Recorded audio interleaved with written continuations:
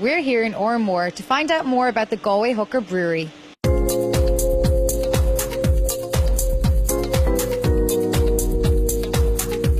Aidan, give me a bit of a background to Galway Hooker.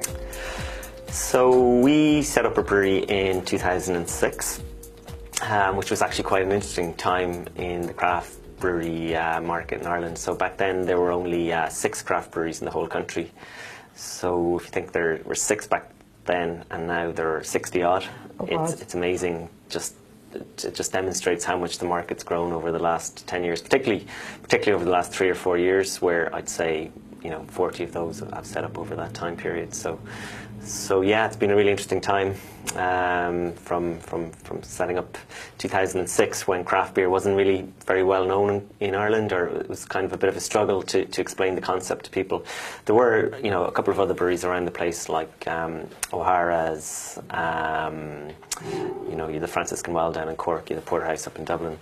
But they were kind of, fairly, limited and sporadic. So, whereas now there's a brewery in pretty much every county. So it was difficult anyway when you were that small and a minority and trying to explain this to people. But now that there are so many, trying to make sure that you stay ahead of everybody else. Yes, although we don't really see it that way. There are 60 craft breweries in the country, but combined we still only make up about 2% of beer sales in Ireland. So the way we would see it is that it's better for us to cooperate and try and grow that segment rather than compete with each other. So like if you look at the US, craft breweries would make up about 15% of the market.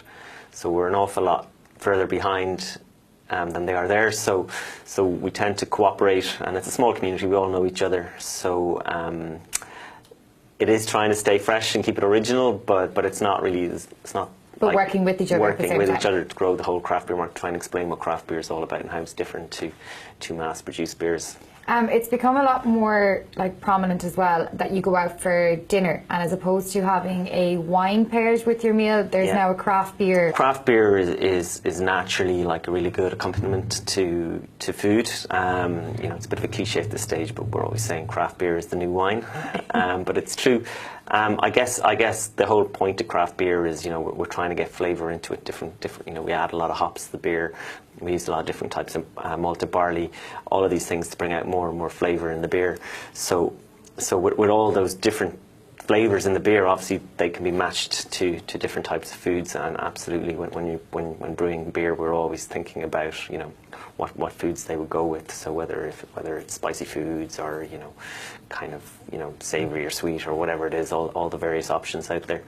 So we're always trying to different, and obviously different types of beers would be more suited to different types of foods. So the more full flavoured a beer is, the more suited it would be to hearty, heavy foods. Whereas obviously, like if you do a delicate kind of, say, fish dish or something, that would be suited to a kind of a more delicate kind of maybe a pilsner type beer or something that's not going to overpower your food. But yeah, always, and every craft brewery is the same.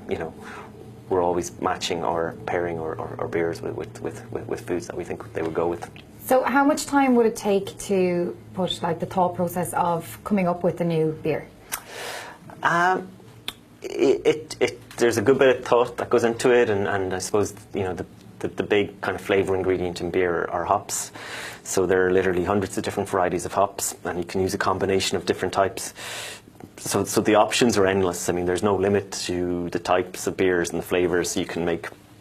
And I guess the other difference between beer and wine is that in beer we have 2 main ingredients. So we have barley and we have hops. In wine there's obviously just the one grape. So again, it gives so much more scope for different flavours. So you sit down, you work out what type of beer you want to make. You think about the types of hops that would go with that, types of grains, malted barleys, and then really there's only one way to do it, and that's just trial and error. You go out, you go into the brewery, you do a batch, and you hope it's pretty close, and then you can tweak it. So for Galway Hooker, there are just some basic ingredients. Yeah, so only 4 ingredients go into all of our beers. malt, hops, yeast and water, nothing else. So we try to keep it as natural as possible. We don't add any preservatives or anything like that. I mean, beer, particularly craft beer, it's such a natural product. When you look at the ingredients on the back of a bottle of beer, and you compare it to the ingredients and some of the other stuff you would buy, it's amazing. We